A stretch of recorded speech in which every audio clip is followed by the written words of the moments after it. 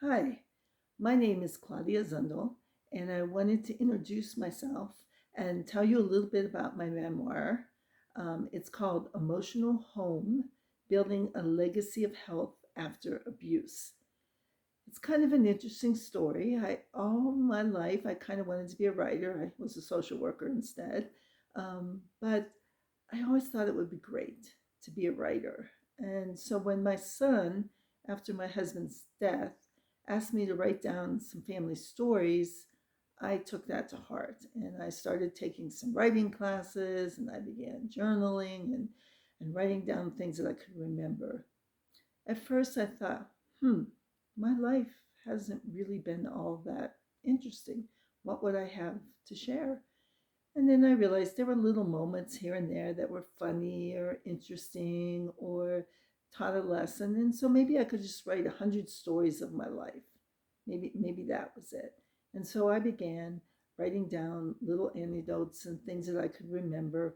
I even traveled back to my 49th high school reunion to get some ideas about what it was like when I grew up there in my hometown.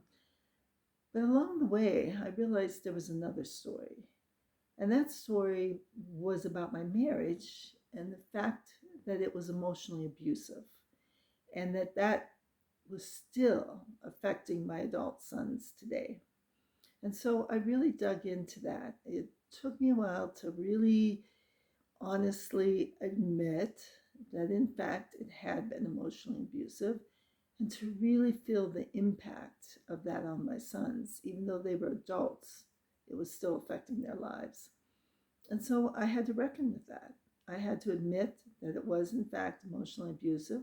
I had to admit that, in fact, it was affecting my sons. And I had to admit that through my actions to survive, had harmed them as well. And so that's what the memoir is about.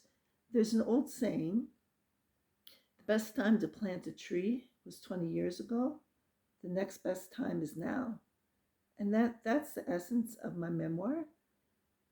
Maybe there were things that could have been done before, but we're rectifying it now. And we're creating a legacy of health so the next generation can have some different outcomes. And that's what makes me so hopeful about my memoir. And I hope it's helpful to other people who may be reckoning with those issues themselves. Thank you.